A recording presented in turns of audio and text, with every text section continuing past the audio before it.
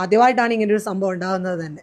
അംഗൻവാടിയിൽ നിന്ന് എന്ത് പോകാനാന്ന് ചോദിച്ചപ്പോഴേ എല്ലാവരും തമാശ രീതിയിൽ പറഞ്ഞു വെളിച്ചെണ്ണയായിരിക്കും നോട്ടമെന്ന്. ആ പറഞ്ഞ പോലെ തന്നെ വെളിച്ചെണ്ണയാണ് നഷ്ടപ്പെട്ടത്. ഇതിലും അരിയും തേങ്ങയൊക്കെ സാധനങ്ങളുണ്ടായിരുന്നു, അതൊന്നും എടുത്തിട്ടില്ല, അതെല്ലാം അവിടെ തന്നെ ഉണ്ടായിരുന്നു. കോട്ടയം മാടപ്പള്ളിയിലെ ഒരു അംഗൻവാടിയിൽ മോഷണം നടന്നിരിക്കുകയാണ്. മോഷണം നടന്നു എന്ന് പറയുമ്പോഴും അതിലൊരു ചെറിയ കൗതുകമുള്ളത്, അംഗൻവാടിയുടെ പൂട്ട് തകർത്ത് അകത്ത് കിടന്ന മോഷ്ടാവ് ഇവിടെ നിന്ന് കടത്തിക്കൊണ്ടുപോയത് 5 പാക്കറ്റ് വെളിച്ചെണ്ണയാണ്.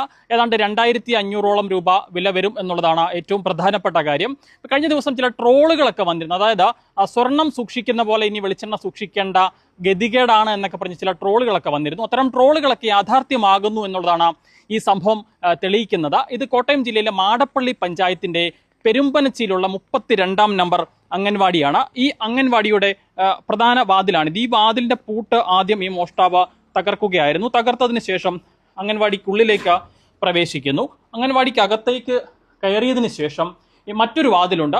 ആ വാതിലിന്റെ പൂട്ടും തകർത്താണ് ഈ മോഷ്ടാവ് ഈ അംഗൻവാടിക്കുള്ളിലേക്ക് പ്രവേശിക്കുന്നത്. അകത്ത് എത്തിയതിനു ശേഷം ഇയാൾ നേരെ പോയത് ഈ അംഗൻവാടിയുടെ സ്റ്റോർ റൂമിലേക്കാണ്. അതായത് ഭക്ഷണ സാധനങ്ങൾ, കുട്ടികൾക്ക് പാചകം ചെയ്ത് നൽകുന്നതിന് ആവശ്യമായ ഭക്ഷണ സാധനങ്ങളൊക്കെ സൂക്ഷിച്ചിരിക്കുന്ന സ്റ്റോർ റൂമിലേക്ക് പോകുന്നു.